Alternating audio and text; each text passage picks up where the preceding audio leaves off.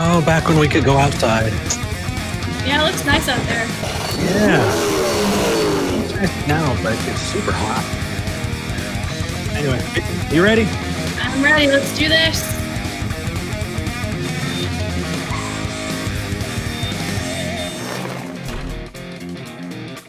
Hello and welcome to Talk Heathen! Today is July 19th, 2020, Season 4, Episode 29. I'm Eric Murphy. I'm Bianca, and this is my 1-year anniversary on Talk Heathen. A year ago today, I was on the show for the first time. Congratulations! Wow, how's this year treated you? If I had told past me what this year was going to be like, I would not have believed them. That's fair.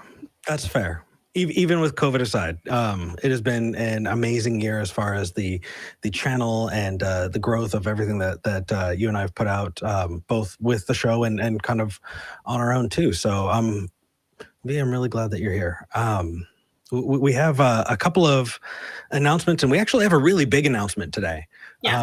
But let's handle the smaller stuff first. Let's see. So I would like to let people know that Talk Heathen is a product of the Atheist Community of Austin, which is a 501c3 nonprofit. It is completely running on the support of its viewers. So if you like what we do, if you want to help support not just Talk Heathen, but the other shows and the mission of the ACA, consider going to patreon.com/talkheathen to me. That's patreon.com/talkheathen to me. We also have merchandise that you can get, which is really, really cool. If you go to the tiny.cc link right here, beautifully timed. We've got shirts, we've got mugs, and oh no, I've got a mug and it's not on the desk with me. Oh, that's frustrating. Okay, I'll have it next week, I promise. And as usual, the hosts for the nonprofits will be hopping into the ACA Discord at 3 p.m. Central. So if you want to hop in and say hi to them, you're absolutely welcome to. V, is there anything else? We are going to be thanking patrons. Yes, thank you. I always forget that. Yes, we do thank our top 5 patrons 2/3 of the way through the show. I've got the Patreon link set right here. And so as soon as that comes up, I'm going to refresh the page and we're going to, thank those top 5 patrons. Thank you, V. For sure. Okay, so let's actually get into like the bigger announcement. V? Oh, come on. Hey, crew, what's going on? Do we have anything? No? Okay. Well, no. It's okay. I'll forge ahead. Or you know what? I can vamp. So COVID, right? I've mentioned that I have a partner, and I'm really kind of I'm enjoying my. I'm enjoying myself, and actually, it kind of does impact the ACA and Talk Heathen because y'all are going to get to hang out and see my partner too. Can we get rid of the question mark here? Is that doable? Yeah. So anyway, hey. Hi. So we have been quarantining together. Yeah. And we're ready to do the show from the same room. So, all right, you ready? Yes, let's do this. Let's jump into calls. Okay. Let's talk to Nav in New Zealand. Nav, you're live with Eric and V. Hello. Hi, I'm Nav. Well, my name is Navdeep, but you guys can call me Nav if you guys can hear me. Yes, we can. Yep. Oh, wow. I've never been on a talk show, so that's interesting, actually. So it's 6 a.m. in New Zealand. I'm speaking from New Zealand. Rock on. Thanks for calling in, though. I especially woke up to talk to you guys. Oh, yay. Well, what did you want to talk about? I just a bit about me. I'll take 2 minutes to explain why I want to have this question, what I have. So I'm Indian. and I was born in India. People by default believe in God, and so I used to. But in India, you believe in all sorts of gods, like Christian God is true, Muslim God is true, Hindu God is true, and Sikh God is true. I watch your shows a lot. Atheist Experience in Talk Heathen, and some other clips like Epistemology by Anthony Magnaboscus. Yay! Yes. So when I came to New Zealand like 9 years ago. Sorry for the shake in my voice. I'm nervous. No worries. Take your time. It's okay. I talked to somebody here who was a Christian. He's a very good soul. I mean, he's a very good friend. And he taught me a lot of things in New Zealand. So nothing against him. But we entered into a conversation in which he said, if you're not a Christian, you're not going to heaven. And me just saying that, because I used to believe in every God. And I was like, well, that's not right. Because if you're saying that only your book will take you to heaven, and no matter how much good things I do, and I still go to hell because I'm not following the same book, it kind of triggered me. It's like, we had a good long conversation. I mean, that was the first time I actually thought about God in a real sense, like how it impacts other people. And then, fast forward, I work in IT, and one of my colleagues suggested that people have to touch the paint if you tell them that the paint is wet, and they believe in God regardless, or something along those lines. And I started thinking, and then he used to watch Atheist Experience, and then he will say some things, and I was like, oh, that's funny. I mean, why would somebody believe in so ridiculous? But then I never measured it with what my beliefs were. So I started watching Atheist Experience, and of course your guys' feeds were there as well. And so I watched a couple of hosts. I like the preciseness in you guys put the things together. I appreciate it. I mean, it wasn't. I appreciate it. How can we help? So what happened now, since I consider myself an atheist now, I end up talking about God or to my dad and to my cousins. And sometimes I think I'm getting a bit too hasty, like how I am, in a way, like I like to think about things. Whereas the other people that I know, they're just not thinking at the same level. And sometimes it gets hard because they believe in God and they're saying things which technically aren't going to happen just because they just believe in God. For example, COVID, it'll be God's will, or, it'll be God that'll fix it and all that stuff. So it kind of discrediting the great doctors that working together to get rid of it.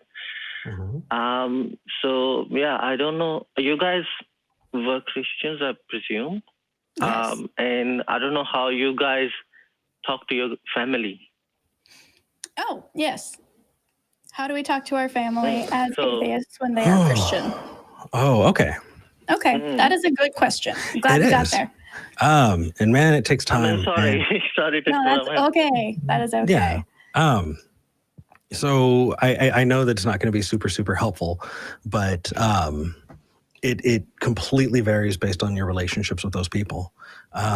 There are some family members who are not going to want to talk about it at all. And my advice is don't talk about it with them. I've talked to plenty of atheists who are like, well, how can I get them to become atheists? How do I get them to just listen? It's like they have to be willing to listen. So for people who don't want to have that conversation, leave it. I know it sucks, but leave it. As far as people who are wanting to talk to you, be patient, because the thing is you said something interesting a little earlier. You were talking about how they weren't at the same intellectual level, but that's just not the case. Yeah, it is just not the case. You can have incredibly intellectual Christians and believers of all types. The difference is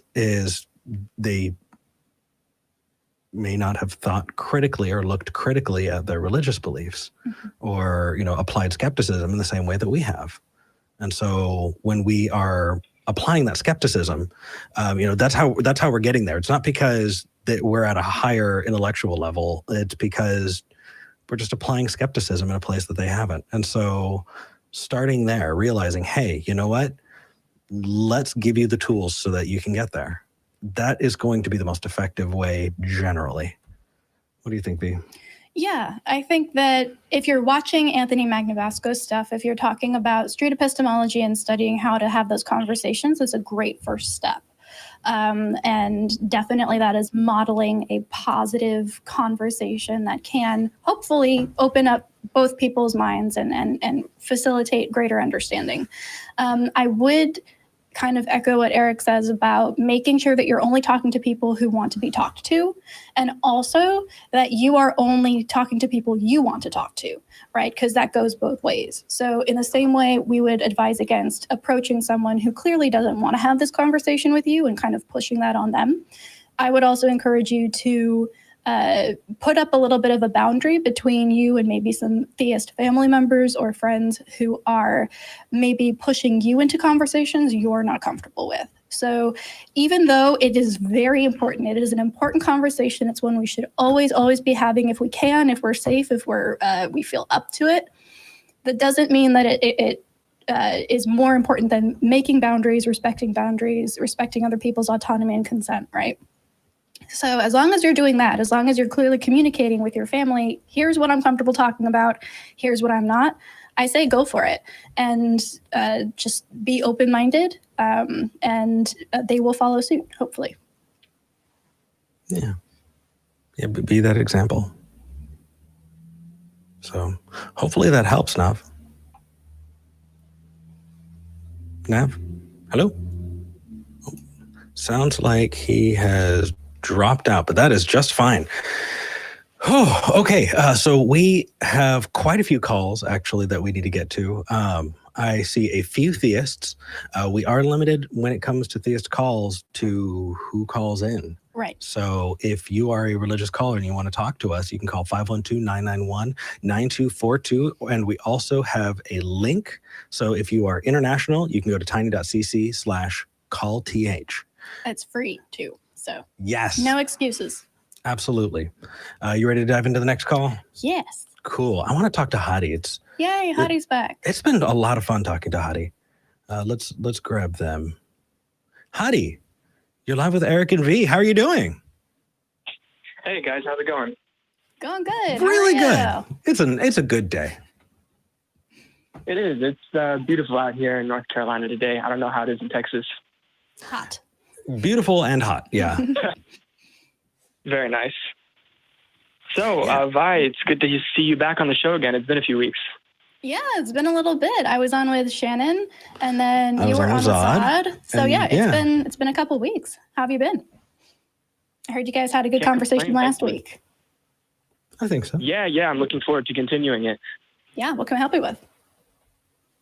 So, where did we leave off last time? We were talking about truth. What is the nature of truth? That was a big one. Yep. That is a big one. That which corresponds to reality. That which corresponds to reality. So I was saying, I think that we can only really get so close to reality. So Sure. Truth is more of an ideal that we strive for than something we can actually achieve. I think those are similar, but not the same. It depends on, I think there are different definitions of truth as well, right? We can have something that corresponds to reality, like we're in the same room today. That corresponds to reality. That's fairly easy to prove. We've got a camera on us, right? We're like coming in from the same sound system, so our crew knows. But there are other things that are equally real and part of reality that we can't just look at and prove instantly. So while that which corresponds to reality is a good baseline, that doesn't mean that suddenly everything is just as valid as everything else and equally unprovable, right? Yeah. I think that we're distinguishing, we're blending a little bit between is and ought. So one is a question of ontology, what exists, that what things we can verify are true and existent. And the other is a question of epistemology, the method that we're using, how we know what we know.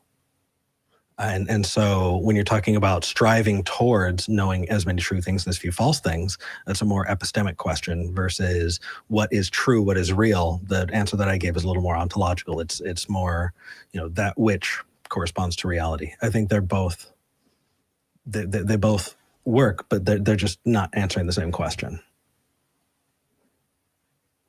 Okay, yeah, that makes sense.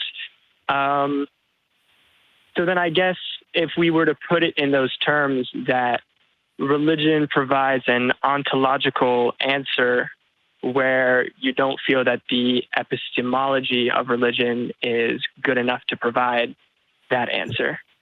Yeah, absolutely. That is a good way to phrase that. I would agree. Mm-hmm. Yeah, but I don't think there's an epistemic justification given the evidence that I've come across. Right, and I absolutely love that you brought both of those terms into this, because that's kind of my drum that I beat quite a bit, is you need to start with epistemology, right? And people tend to they can start with ethics or aesthetic or axiology. They can start with ontology. I know when I was a Christian, when I was growing up, I started with ontology to form my basis for rational thought. I was like, okay, I know a few things are true. I know some things just are, and I'm going to go from there. But as I kind of became more skeptical and trained myself in critical thinking, I realized that I think the best way to move forward is to start with epistemology. How do we know things? How do we know that we know things? And then move from there and try and get to ontological claims and axiological ones. So yeah, I think you're spot on with that, Hadi. Religion makes an ontological claim that epistemologically does not satisfy my criteria. Okay, and I think that is a very fair assessment. But I would say then that maybe that's not necessarily the right approach to be determining your faith if you want to take your faith in that way. So let me provide an alternative. Sure. Pulling back to last week, you mentioned the example of the 5 U's that exist scattered throughout the cosmos that, you insist is true. I can't explain it because it's beyond me to explain it, right? So then what I would say to that is, what does believing in this require of me, right? You mentioned the MLMs. If I'm to believe in the MLM, it requires me to invest a lot of my money into a person who is at the top of a hierarchy with the promise that this person will give me back that money. I disagree. I think you might be putting the cart before the horse. Okay. So you invest all of that time and money because you believe, not to believe. You've already obviously made a determination about it in order to have gotten to the point where you're ready to sink your livelihood into it, right? Oh, that's fair. But I think what I'm saying still holds in that, it's not so much when you're determining whether or not a belief is a good belief, you're looking at what is it asking of you, right? Not necessarily what is it.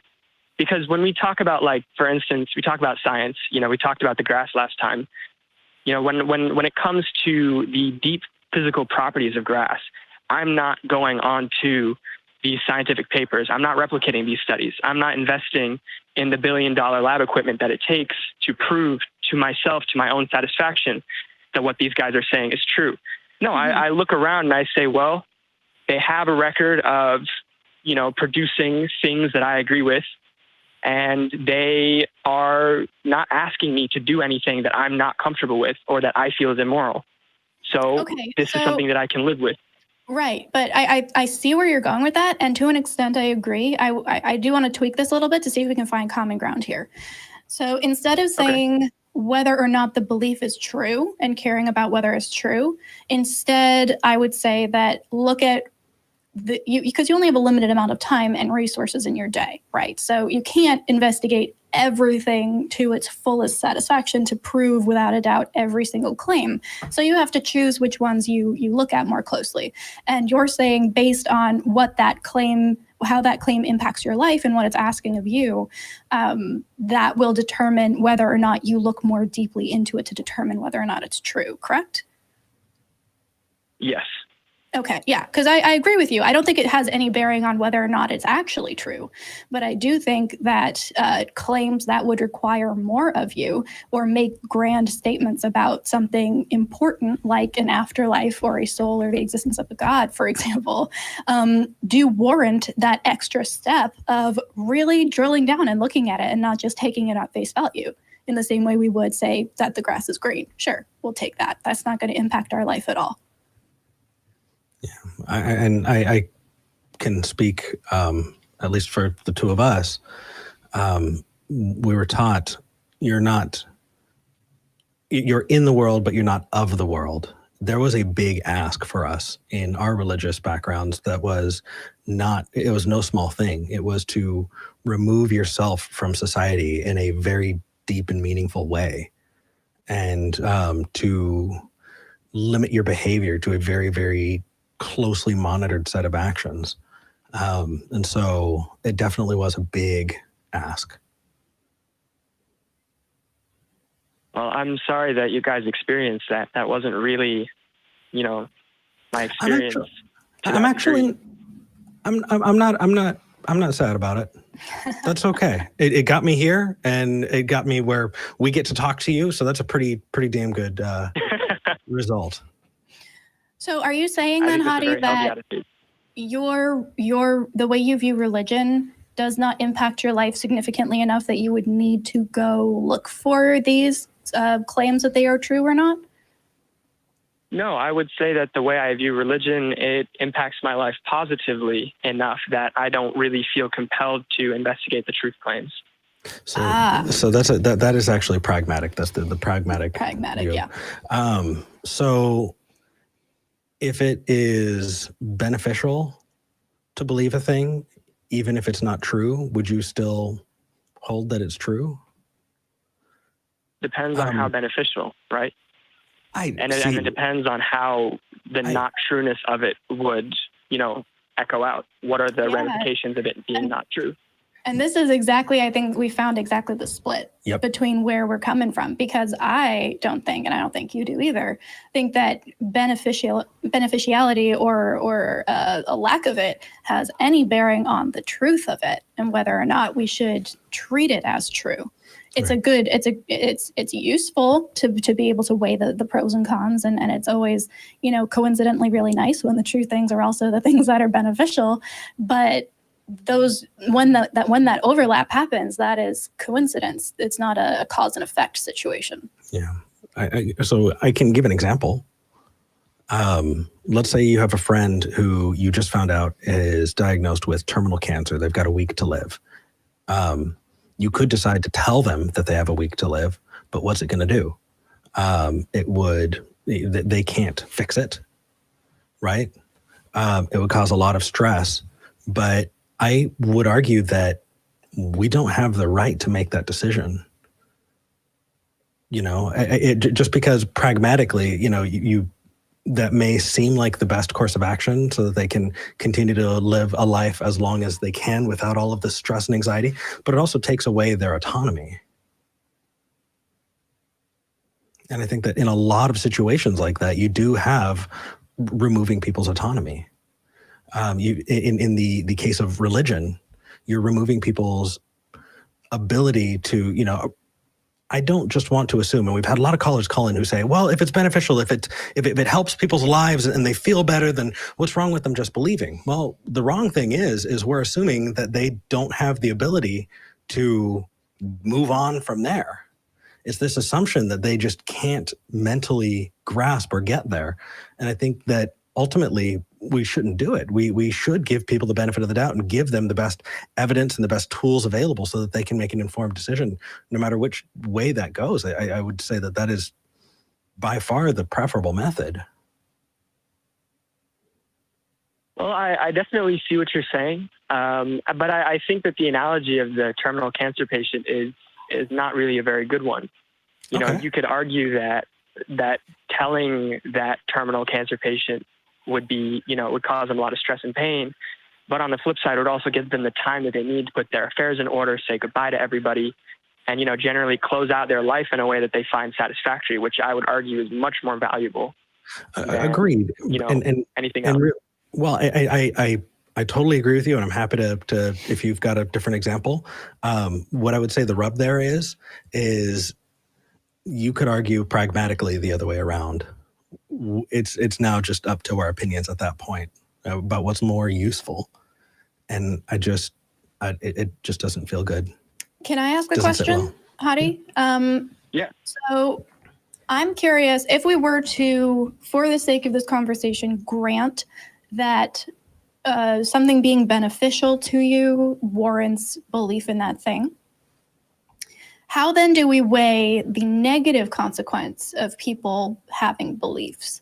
Because we have many conversations with people of various different faiths on this show who are struggling very deeply and in a lot of pain because of their religious belief, often the same religious belief that gives benefits to other people.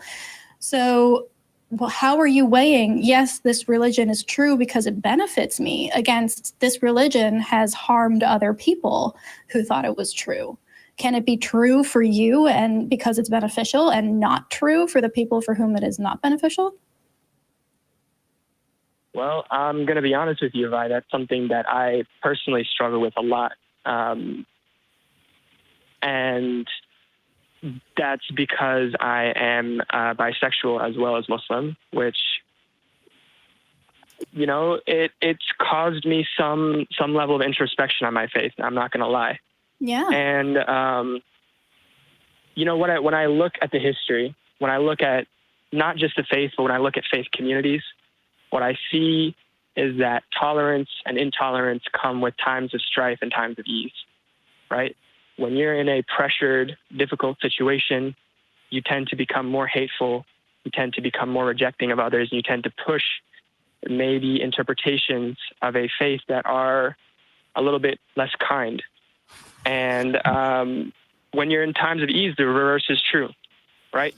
If you look specifically, and I don't want to get into Islam specifically too deep, but I'll just say that historically, the homophobia that exists in the Islamic community wasn't there, right? And this is the same thing for the Christian community as well. If we go back pre-1200, you know, the Christians didn't mind the gays. It wasn't a problem for them. This is something that comes with, you know, it comes with the plague. It comes with economic difficulty. It comes with, you know, the failure of the Crusades, right? So that's an interesting I would theory. say then that, I'd definitely be interested in hearing more about that. I'm hesitant to agree off the top of my head just because it's not something I have sources for. My thinking, though, and thank you, by the way, for coming out like that. Yeah. I am also bisexual, so hi, nice to meet you. hey, So can we recenter this real quick? Well, Are you gonna? yeah. Okay, we'll make it 3. Hi, Okay. I'll come out with you too. Yay, so many wow, coming this out. is rare company. 3 Yeah. bisexuals in the same room. Right? Wow. So,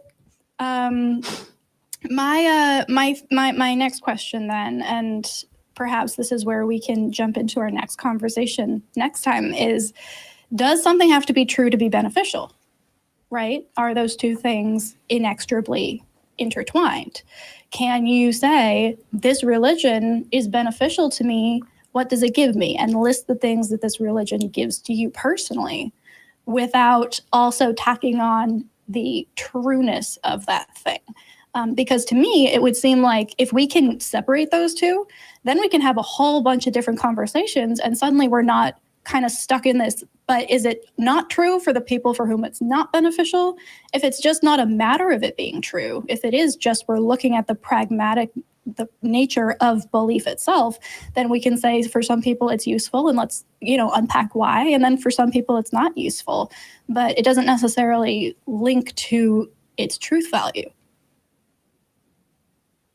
You know, I think that's a good place to go, because what I was going to bring this up a little bit earlier, but we kind of got lost a minute, is that I'm still not entirely convinced that, you know, there is such a thing as a truth at all, or certainly not one that we can properly access.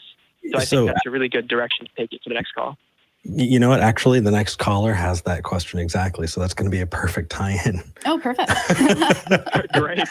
Hadi, this is just fun. Yeah, Gosh, I love these conversations. Yeah, I honestly, I wish COVID wasn't a thing. I would sit down and have a beer with you, man. This would be fun. But I'm glad you're calling in. And Yeah, happy to I continue really the feel the conversation. same way. Yeah. Wonderful. Awesome. Well, I hope to hear from you next week. Yeah. Can't wait. Take care. Bye. Yay. Okay. So with that, let's just segue right into talking to Shawn in Colorado. Perfect. Shawn, you're live with Eric and V. What would you like to talk about today?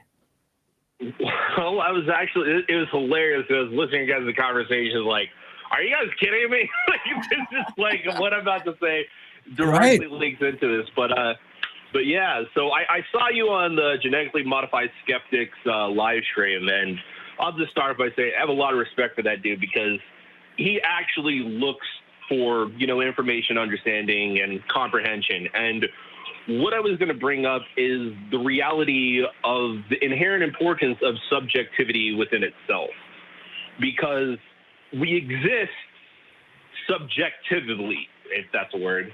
But the problem I remember. is sure that. Hold on. Shawn, are you the one in the comments who I asked to call in? Yeah.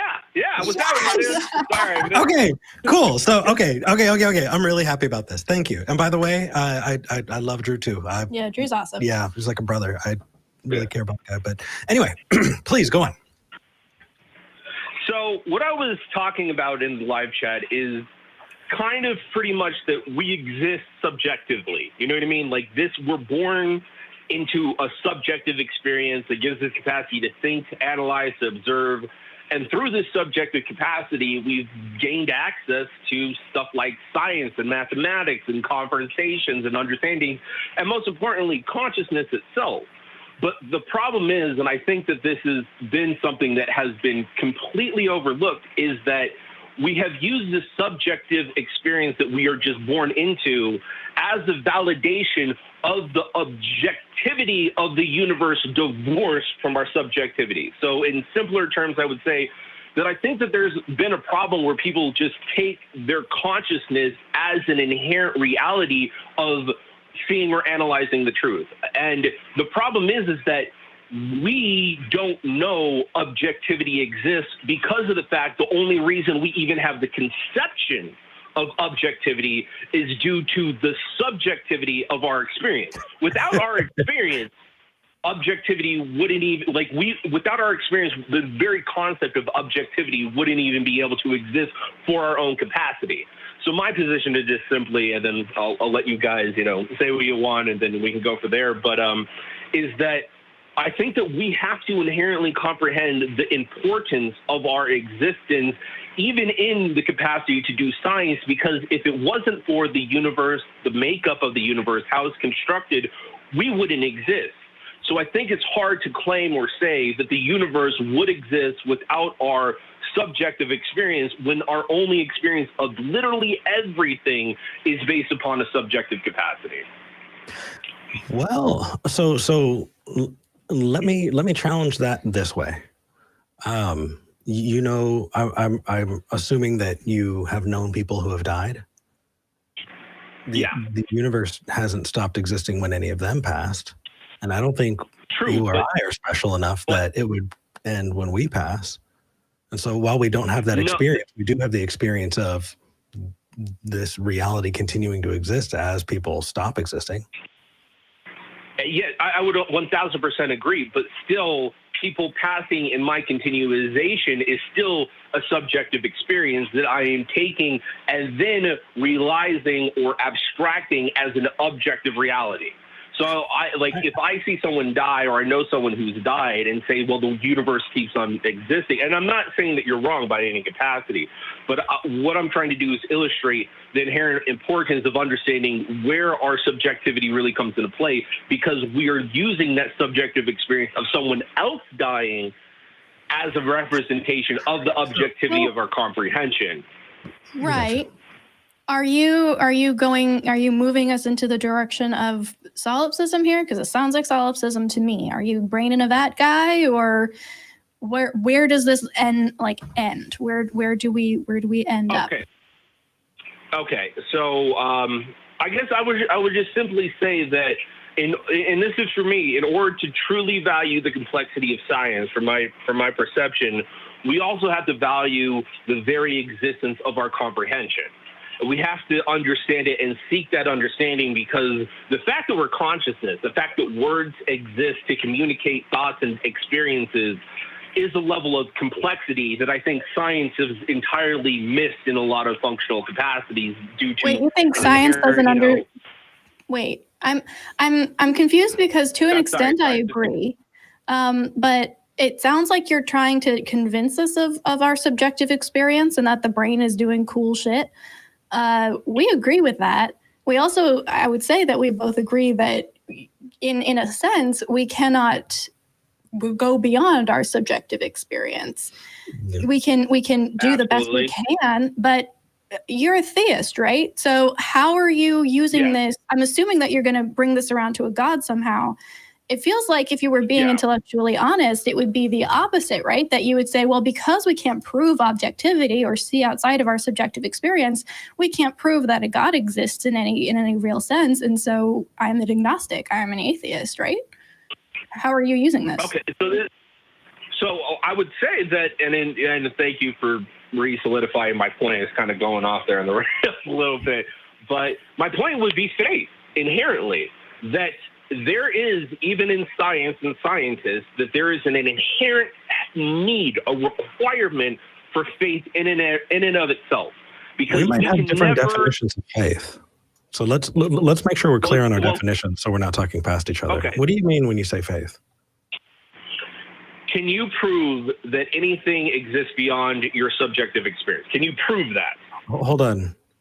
I'm still trying to get the definition for faith. I was starting to be like, okay, this is the definition for faith. Okay. And then it kind of a belief that a belief that requires trust. You can't. Foundationally, there's a point where it's a leap of faith. So there's a point. There's a gap. So faith is a belief that you know, is the way I would put it. Could belief that you know. Could we also state that as belief without evidence? Or belief without sufficient evidence? Well, what is evidence? I mean, I exist. Consciousness exists. Sure, I mean, I like my faith is based upon my consciousness, my experience in life, my experience in the world. So my faith is definitely based upon evidence. So I would disagree with that. Okay, so we're starting to flex our definitions here to include things that I don't necessarily think belong in there. So if we don't flesh that out, then we're going to talk past each other. The first is evidence is a point, a verifiable piece of a verifiable fact, something that independently people can investigate and see points towards one conclusion as you're investigating it. And so evidence, if you're saying that existence is evidence of a God, I would say that is incredibly poor evidence, because I can point at that and say existence is evidence of no God. You actually need to make an investigative. You need to make a claim that we can investigate. And so, what evidence do you have? This was my inherent point about faith, and my point is that you exist subjectively. What evidence do you have of the objectivity of other people? You don't. It's an impossibility, right? Like you have, through your subjective experience, information that is outside of yourself that you can then engage with to say, okay, so this external evidence is something that points towards a level of consolidation, but it is still based and predicated upon your own subjectivity within itself. So what? Faith. Hold on. No. Hold on. Just because subjectivity is uncomfortable doesn't mean that you get to posit something that doesn't mean faith is good. It doesn't mean faith is useful. And it doesn't mean that faith necessarily points you toward true things and away from false things. all it does is say subjectivity is uncomfortable, therefore I'm going to turn around and do this other thing. And my point isn't, no, my point is about the inherent nature of subjectivity and stuff. For instance, okay, so we can take like this 4 steps back and we can just deal with what I'm saying. You could live every day wondering, is your brain just a brain in a vat? You know what I mean? You could think that every day, and that would be a true lack of faith in the universe. So that would be a true comprehension of subjectivity. We're not using faith the same again. Yeah, I do want to jump in here real quick and clarify something, because I think that this is a conversation I've had so many times, and everyone seems to suggest, and it sounds like what you're suggesting ultimately is that because we have a subjective experience, everything outside of that subjective experience is equally unprovable, equally unlikely, and there requires equal amounts of faith.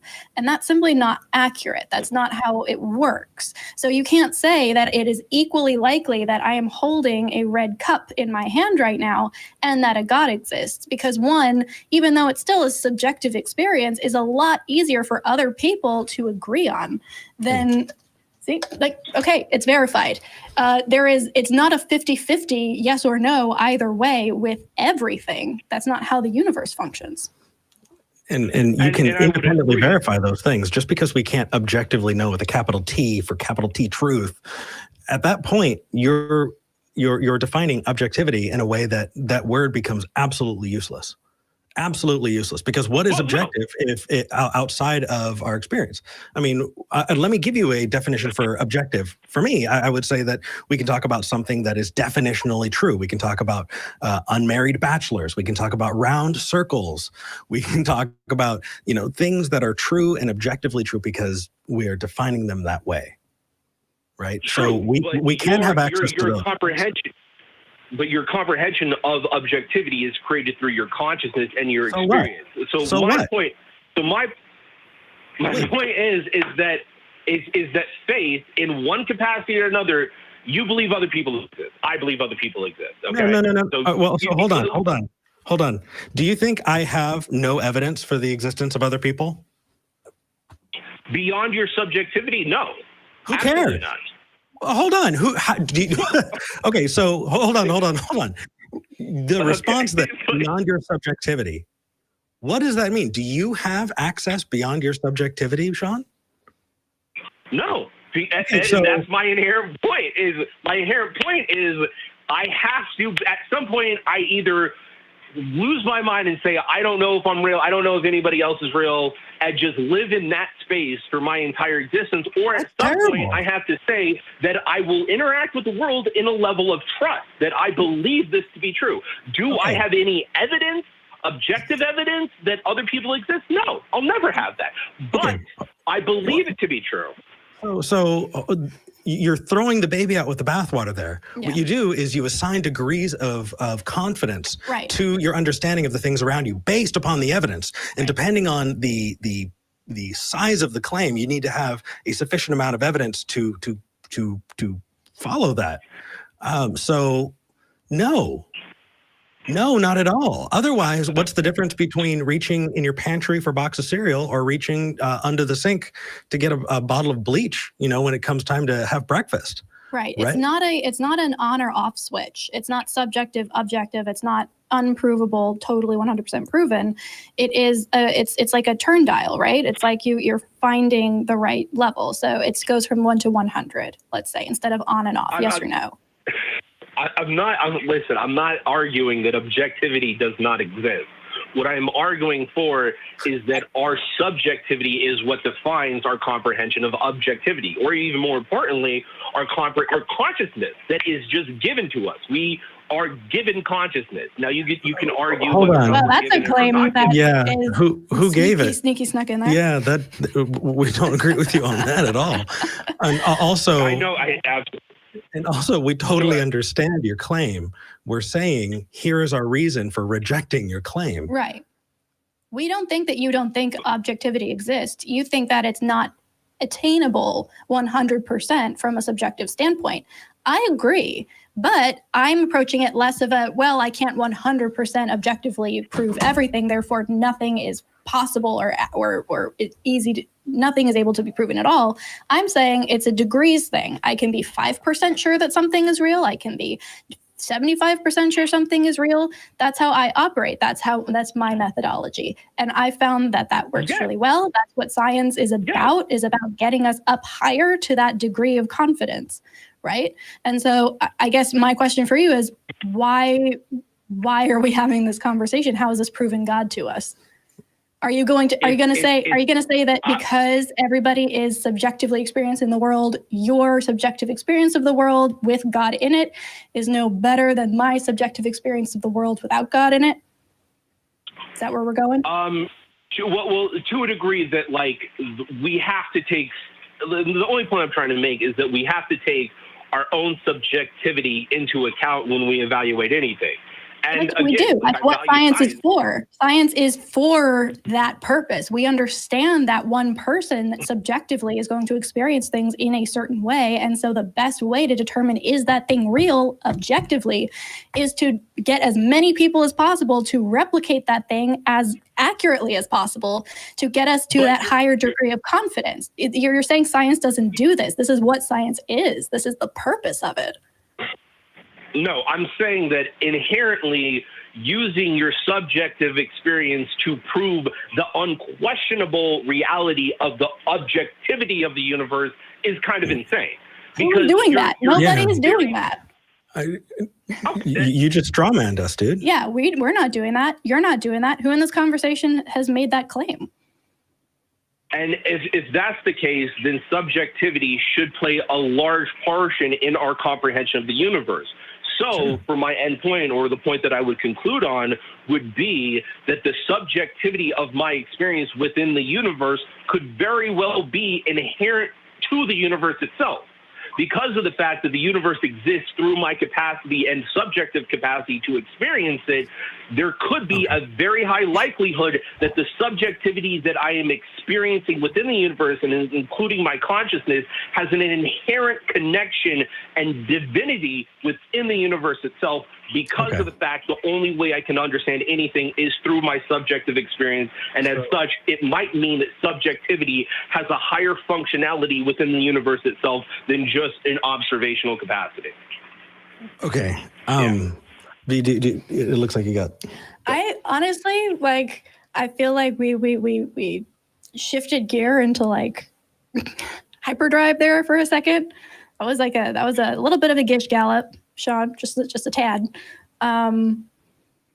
This is recorded. It made sense. You can listen to it. Yeah, and you can go back and listen as well, for sure. And we will. Like that is literally a thing we do. Yeah. I have it. For sure. So going back though, dude, the reasoning you gave can also be used to justify literally anything. It can literally be used to justify anybody's conception of a deity. It can be used to justify anyone's conception of conspiracy. It can be used to justify anyone's conception of really anything that comes out of their imagination. I don't know how you're using this line of thinking to get you to justifying whether or not something is true. Right. Heaven forbid someone say, my subjective experience of the universe would subjectively and therefore actually be better without Shawn in it.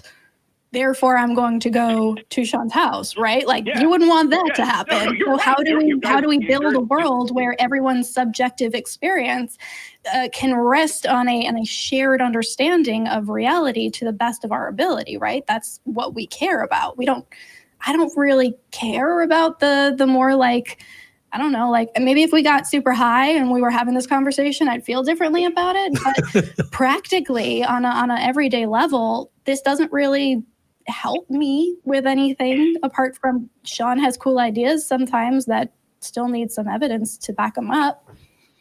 Well, I can answer it. First off, I could say that absolutely you guys are 1,000% right. Like this argument is not to prove the decency of anything. You're 1,000% right. It could be used to argue for any position.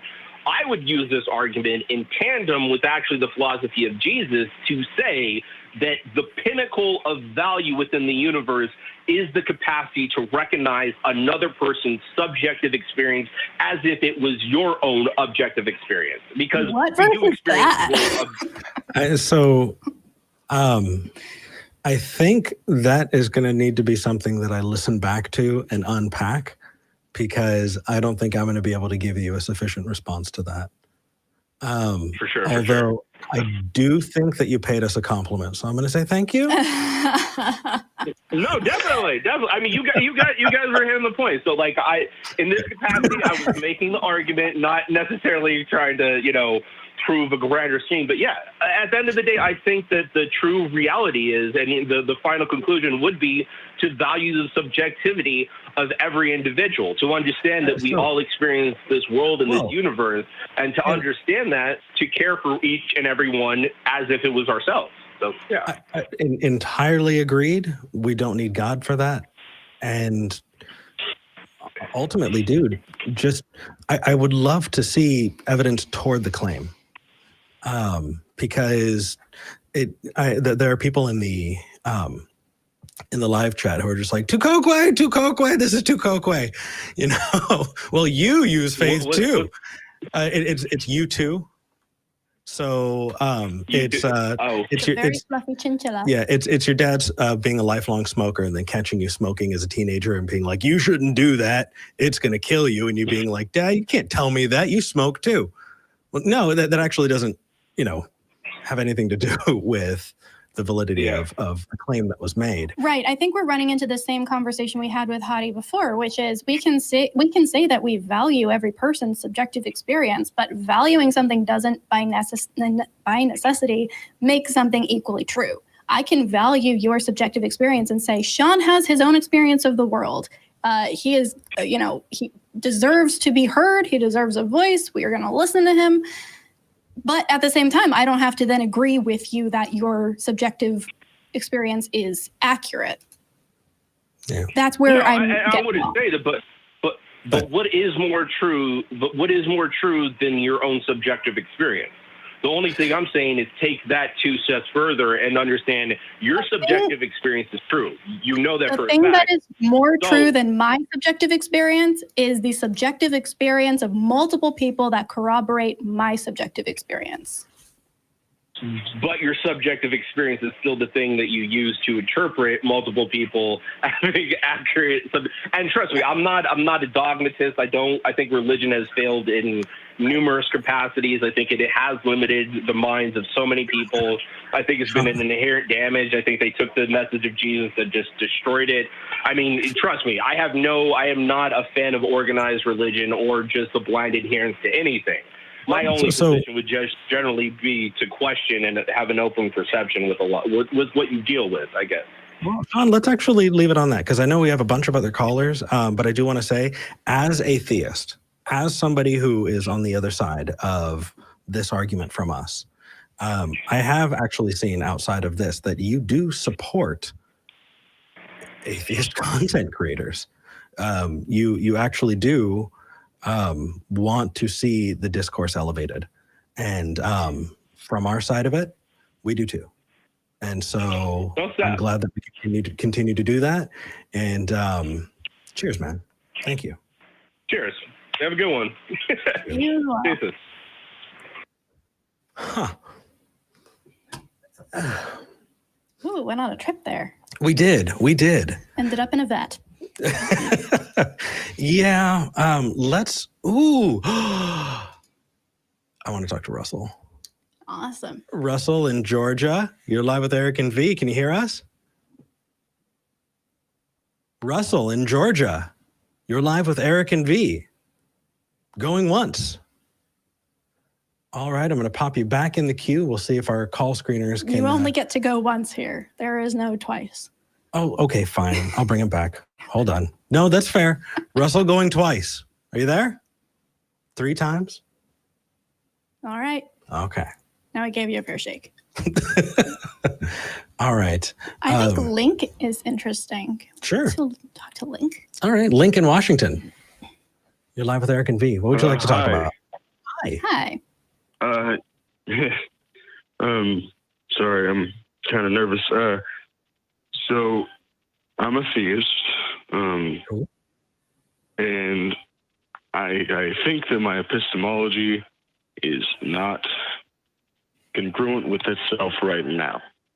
Okay. If that makes any sense. Yeah, it's called cognitive dissonance, Yep. and it is uncomfortable. Yes, sir, it is, in fact, very uncomfortable. Hopefully we can help a little bit. Yeah, what's up? So, I wanted to bring up the idea of cherry picking and sort of what that would, how that would tie into like skepticism, because I think the way I've seen you, Eric, describe skepticism is believing as many true things and as few false things as possible. Is that accurate? Not quite. But skepticism is a tool that helps me get there. Okay. So I think the easiest way to describe skepticism is bringing a 3-year-old into the room and having them ask you why all day long. But why? But why? But why? And it's a practice that gets you that takes you down all the way to why you believe what you believe and how you apply your tools and how you make sense of those things. And I think skepticism is important for that. So that is one of those tools. Okay. Yeah, I think that ultimately there are other things that we have to also include, because that skepticism is not necessarily going to get us to understanding true things, but it'll help us weed out false things. Okay. That's actually, that ties into what I was kind of talking about. So, what is it that's not a good question. So I kind of wanted to talk about cherry picking because I think that we can both agree that there is bad and false things in the Bible. I think that is pretty irrefutable, but I also think that there's a lot of good stuff in there, and I kind of have to believe it, if that makes any sense. I mean, I don't know about have to. Well, I mean, there's a point where you do, because that's still the operating system that you're working with, right? We can't choose what we believe. And so right now, I'd say that Link is probably in this space where, you're kind of starting the process of looking at this in a more skeptical way, but that doesn't mean that automatically you're going to be able to turn off that belief, right? You're going to have to be convinced irrefutably to do that. So I see where you're coming from. Okay. We called them cafeteria Christians. Yeah. That's a fine way to refer to me. Oh, I'm not calling you that. I'm just the subject. Well, no, I get it, because I'm in this sort of weird space where all the atheists I talk to consider me a Christian, and all the Christians I talk to consider me an atheist. So, welcome to living life as a half Mexican.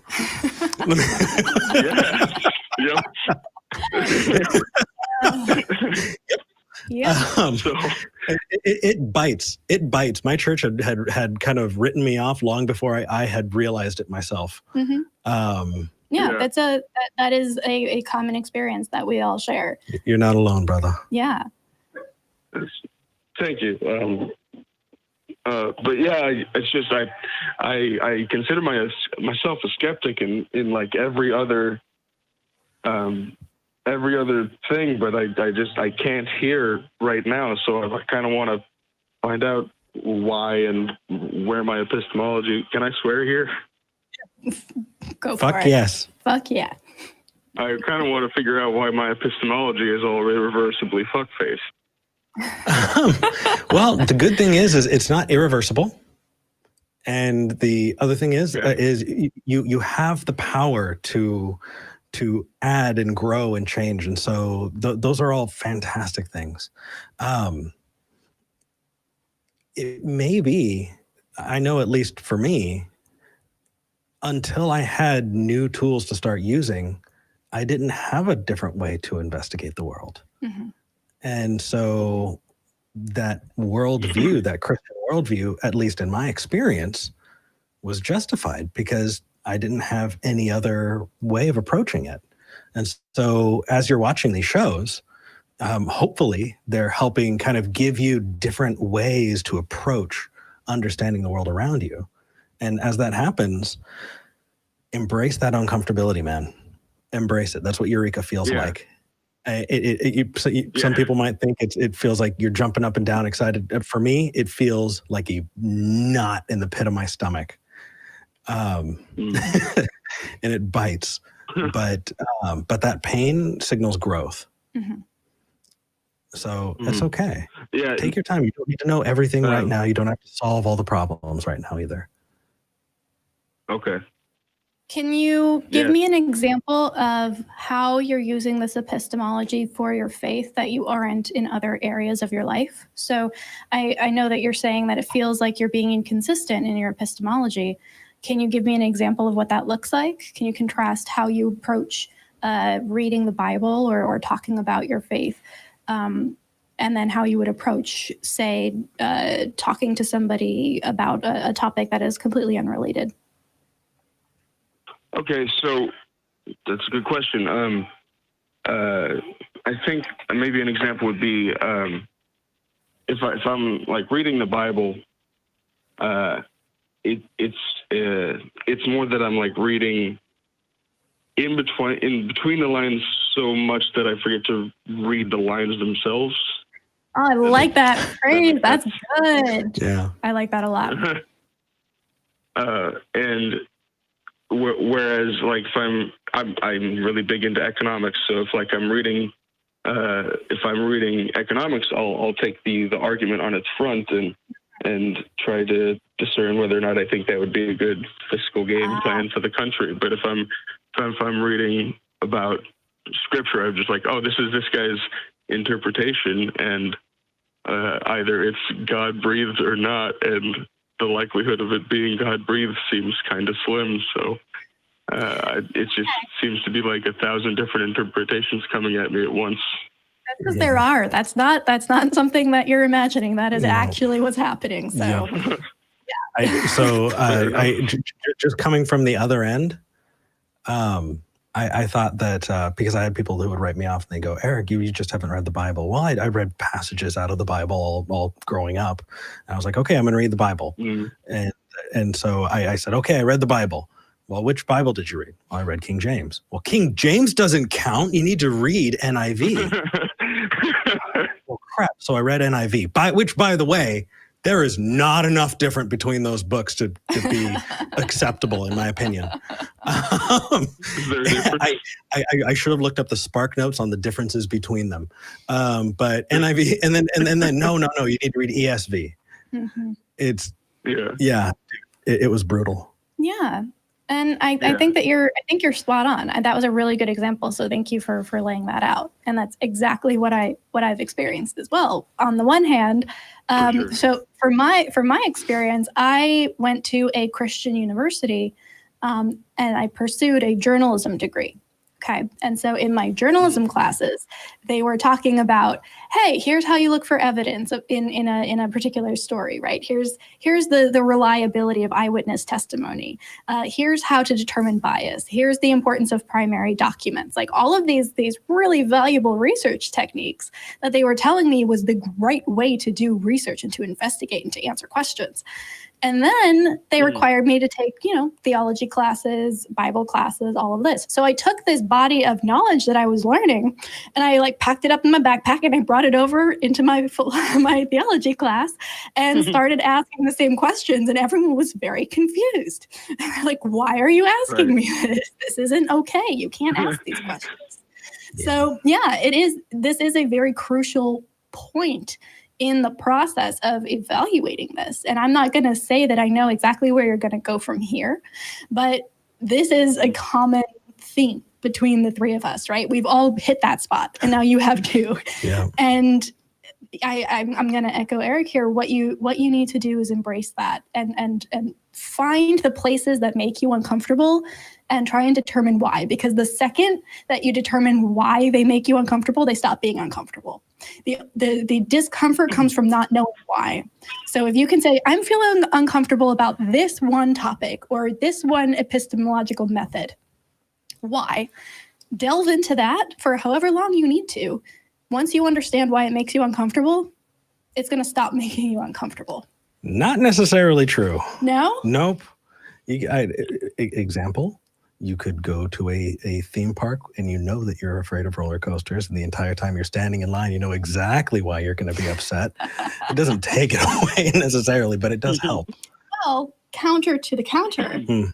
If somebody mentions amusement parks and you get a sinking feeling in your stomach and you're not sure why, figuring out, it's because I don't like roller coasters and I make that association, at least allows you to talk about amusement parks with people without feeling bad inside, because you've determined the reason why is this one very isolated thing that you can avoid. You don't have to go on the roller coaster, but Fair enough. I think we'd suggest you get on the roller coaster, man.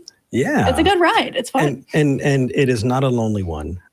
So you could call Recovering from Religion. Their hotline project is fantastic. Yes, They've got amazing people to talk to, as well as the ACA Discord, Facebook pages, Reddit pages. We've got an amazing community as well. So you don't have to go it alone. I've been just watching all the love you're getting in the live chat, man. You'd be absolutely welcome there. Sweet. Cool. Thank you. I don't know what recovering. Well, I know what it is. I've watched you guys' show a lot. I listen to it a lot when I'm at work. But I don't know how to get into contact with them or how to get on the Discord server. So, well, so if you look at the lower third, recoveringfromreligion.org is where to go. They should have a link straight to their call line there. Absolutely. And I'm pulling it up too.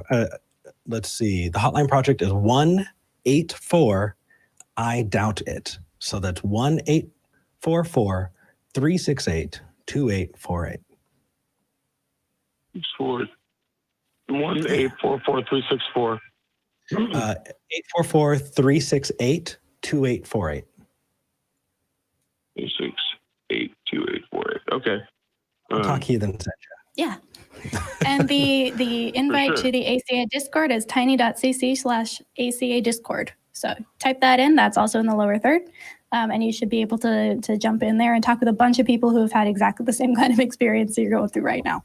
Mm-hmm. Okay. Good talking to you, bro. Thank you so much. Of course. Call back if you have more questions. And let us know how it goes. Yeah. Yeah, for sure. I'll do some thinking. Sounds good. Take care. That was nice. That was a good call. It was. Before we dive into the next call, I think it's time to thank the patrons. I think you're right. I'm refreshing, and I want to thank. Let me make sure that I've got this right. Here we go. I want to thank Desert Heathen, Bethany P, Get Swifty, Ward Nippling, and the Blazing Wizard Pope. Also, Charlotte Crum is tied with Blazing Wizard Pope. So I want to put thank you so much. You guys are awesome. You are. And it's your support that helps get us on. It helps get the tech to the amazing crew who are working tirelessly. I mean, it may not seem like it because this is just a straight up stream, but I remember talking to Zod about it after the show last week, and he was like, well, that is a production, you know? Oh yeah. No, we've got professionals. Also, it's donations from you guys that help us talk to people like Hadi and like Link and like Shawn, who are, well, Shawn wasn't exactly in the same category, but you guys are the reason that we're able to connect with people who have questions and who need help. Yeah. All right. You ready? Yeah, let's do it. All right. Let's talk. South Africa. I'd love to talk to Tercia in South Africa. You're live with Eric and V. Hello. What would you like to talk about? Hi. Tercia? Can you hear us? Hello? Yeah. Oh. Right now. I don't think she can hear us. I'm going to pop you back into the queue, and we'll try and get you back. In the meantime, we've got calls from all over the world. This is amazing. Let's talk to Ruby in Germany. Ruby, you're live with Eric and V. What would you like to talk about? Hello. Oh my gosh, I can't believe you got my call. Hello, V Gates. Hello, I think there's a slight delay. Yeah, if you're watching the show, there's a pretty big delay, actually. Yeah. Yes. I'm also hearing you guys. I'm watching it, but without the sound. So, I'd like to talk about the perception of hijab in the Western countries. Okay. Yeah. What would you like to talk about? Yep. I'd like to talk about the perception of hijab in Western countries. I'm originally from Turkey. I came to Germany about 2 years ago. And the way I've seen here, the hijab has kind of seemed like a freedom symbol for women. I'm quite confused about that, and I'm really interested. How do you see hijab in USA? Because I see so many positive propaganda for hijab in Western countries, and I seriously don't understand this. As a person who fought for women's right to not wear hijab, and especially I really don't think a woman from Iran or something like a sort of a country, which I know a lot of women from Iran, they come to Turkey to be more free. They wouldn't see this as a freedom symbol. Right. Yeah. So I'm curious what you think about this. Sure. Yeah. For me, I think that there's a crucial element to acknowledge here, which is just the difference in how we see religions when they're the majority or when they're a minority, however much smaller than the majority religion, right? And so, let's use Christianity as an example. For me, I grew up in a household that told me never to cut my hair. I was told by my opa that a woman's hair was her glory, and it was how you knew that she was a good woman, and men only liked women with long hair, and none of those things are applicable anymore. None of them. Not a single one. Not a single part of that is wow. All right. Sorry. I had a moment there. I cut my hair once I got out of that house. I was like, I'm done. I want to cut my hair. I like the way it looks. It's freer. It's easier. All of that. For somebody who didn't grow up like me, maybe there would be a difference in how they perceived it, right? They may not understand that for me, long hair was oppressive and cutting my hair short was an act of liberation. Now, I certainly am not going to go around saying that only women with short hair are free, right? Only people who don't grow their hair out really have freedom, and that people with long hair are oppressed. Right. But I am going to champion the ability for every person to be able to cut their hair if they so choose, if it makes them feel good. And so if more people cut their hair short, and I'm noticing a connection between, hey, the more emotionally and mentally free a person is, the more likely they are to go against a cultural standard and do something that might be considered drastic, like cut all your hair off. But that's just because I grew up in a situation where short hair was considered a bad thing. So I'm not sure if that answers your question exactly, but I can see parallel there. Yeah, I definitely have something that runs parallel to that as well. And that is in the town where I grew up, it was vast majority Latino.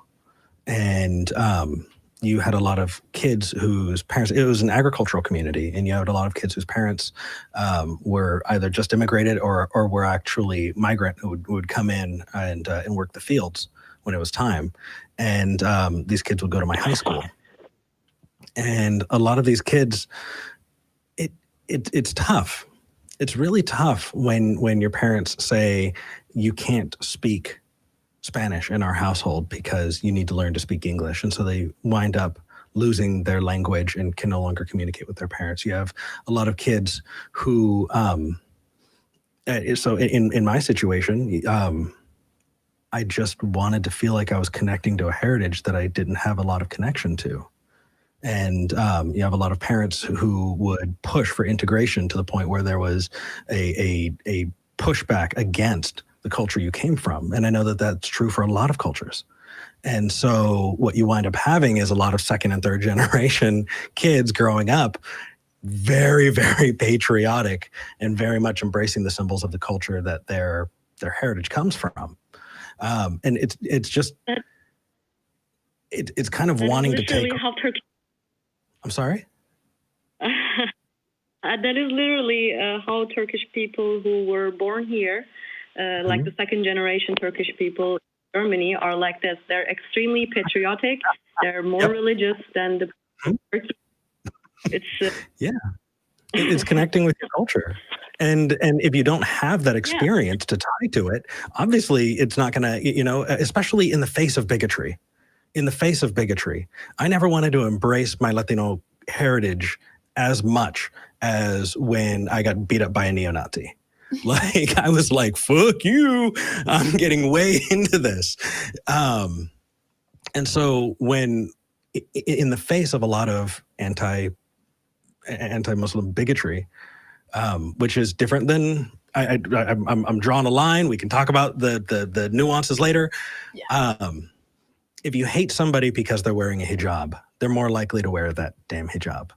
And in the face of bigotry in Western countries, I could absolutely imagine that spurring people on to do it.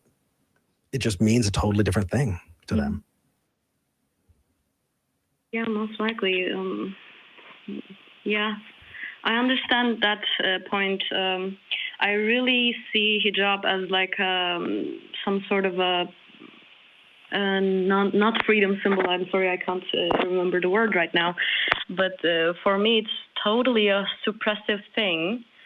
And here, when I see women, like, because I had so many friends back in Turkey that had to wear hijab because of their parents. And some of them, they were like, I also watched this video from ex-Muslims of North America, I think, about illusion of choice. Yeah, and this is most women, how do they think that they're like, okay, I choose this myself, but actually they don't have actually any other choice to do otherwise. And I find this extremely sad, and I just don't like it, cannot comprehend how can people support this and show it as a freedom symbol, especially. Well, I think what you can do is share your experience. The more education that people get on these things, the more likely they are to reevaluate their views. But you do need to have room for people to embrace their culture. We need to find something to maybe replace that with. There are lots of amazing there are lots of amazing cultural things that you can embrace that don't have to be hijab. But until we embrace those things, people are going to reach for what they can that make them feel, hey, I'm unique, I'm an individual, and this is something that I'm not going to sit back and listen to bigotry about my heritage. I'm going to embrace it. And I absolutely see that. And just so that I can future-proof myself for people in the comments, that doesn't mean that I'm holding people who believe in Islam, aside. No, if you've got magical claims, you gotta speak to those magical claims, and you should back them up, or it's silly. But that aside, we're talking about it's the same way we talk about Israel. There are a people, and then there is a religion, and the people themselves are what I'm talking about here. So. But you're also, I think you're right, Ruby, in that there is a layer of nuance here that doesn't get talked about when you're talking about the socio-political element, which is the thing that we talk about on this show, which is that illusion of choice and the indoctrination portion, right? You can think that you are choosing something of your own free will and not be doing that. You can think that you are living bravely in God and actually be very, very afraid and not realize that you are living in fear until you come out of that religion.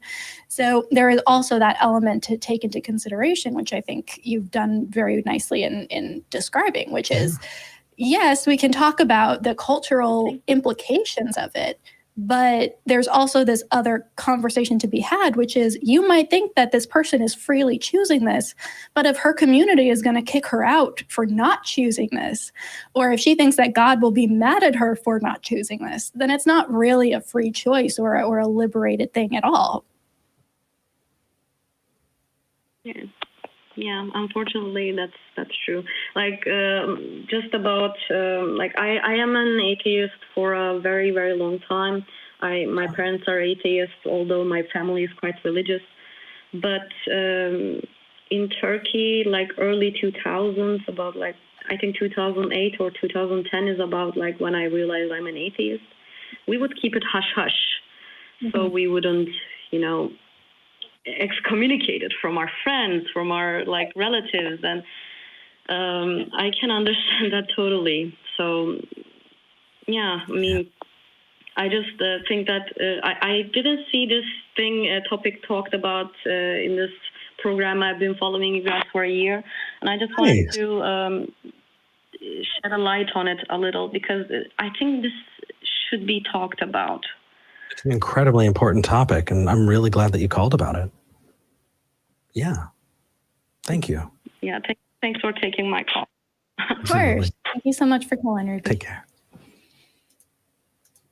I liked that call. Yeah, and there is a reason that certain conversations aren't had as often. We love talking with people of any faith from any culture on this show, but I know for me at least, because I wasn't raised in a Muslim religion or anything except for a very fundamentalist evangelical Christianity. That's the kind of conversation I'm most comfortable having. That's the kind of conversation where I know enough to be able to come at somebody and say, well, what about this, this, this, and this, right? And hold people's feet to the fire.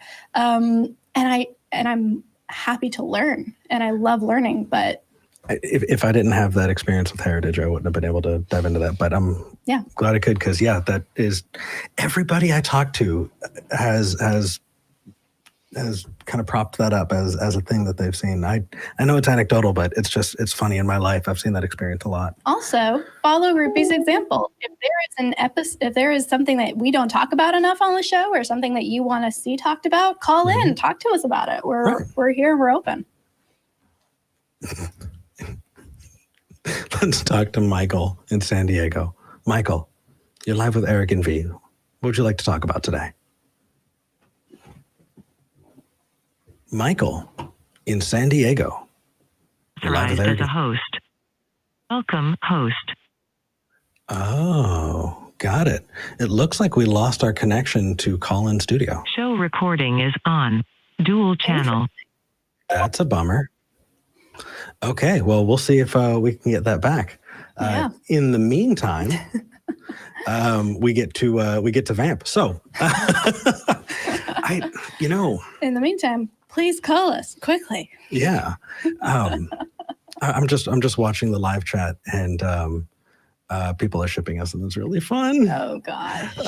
Also, I saw some really, really great comments, just kind of going down the line. This really is fantastic to watch and do. Thank you so much. If I'm going to do anything with this space, I want to give it back and say, y'all are amazing. Our crew is incredible, and it gives us a huge reason. I've been looking forward to today all week, especially because we got to make this announcement. I know we've been teasing people for a little bit now. I'm just curious how many people are like, well, yeah, duh. Were we actually good at keeping this a secret? I don't know. We'll find out. Who knows? That said, if you know what, that's okay.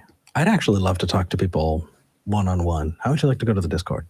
Yeah, I'd say we should go to Discord. Okay, that sounds good to me. Yeah. We had some good callers. We did. I loved the call lineup today. It was It was mostly theists too, which was exciting. That hasn't happened to me in a while. Right? I'm stoked. Guy, No Nindo. this was the first episode in like a month. So either he's given up Or we've got some amazing call screeners. or the call screeners have got on it. Dig it. All right, y'all. Let's Let's move over to Crew Cam and say hi to our incredible crew. Hello. Hello. That gentleman in the upper right-hand corner is Greg James, our new producer. James, you rock, man. But to everyone here, wow, that was one hell of a cowboy hat down there. All right, I'm gonna go back and see hanging what on that to that dance was. Texas heritage there. Thank you. We couldn't do this without you, obviously, and we're so happy to be a part of this. You ready to close out? Yeah. All right. So whether you believe or not, if you are putting yourself in harm's way to help take care of people during COVID, thank you. If you're taking time out of your day to call someone who's alone, thank you. If you're working like my little sister is, 8 months pregnant as a nurse in a hospital during COVID, Tina, thank you. If you're stocking grocery shelves. If you're out there continuing to protest, and there have been Damn straight. continued protests, it's been over 50 days of straight protests in some places. That is also a form of putting yourself on the line. One of the most drastic. So we salute you guys as well. You're doing your part. So we're going to do ours. We're going to make sure that we keep ourselves safe, that anytime we do go out, we go out when we have to. We put on a mask and all that other good stuff. Wear your masks. That said, if you don't believe, this is your community. And whether or not you count yourself as a non-believer, or like our caller earlier, who is just kind of dipping his toes in there and going, you know what, I've got questions. I want to explore that. Come on over. We're happy to have you, and we're happy that you were able to find the channel, and we hope that these conversations are beneficial. I know that it's been life-changing for me. So yeah. You want to get some love rings in here? yeah, let's get some love rings. We can do it without the line. Ready? 1, 2, 3. Woo! Love it. All right. Yeah. So for those of you who do believe, we don't hate you.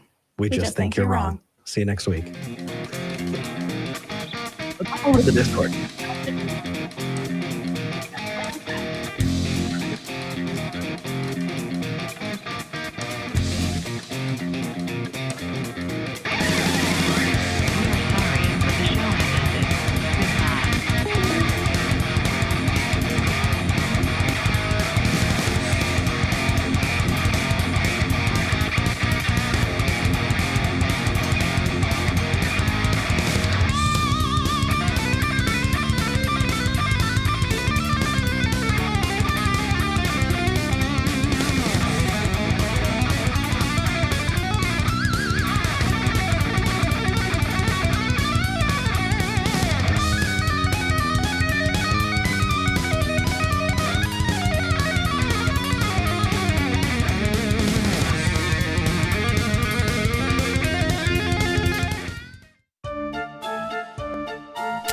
What are we doing, man? What are we doing? No.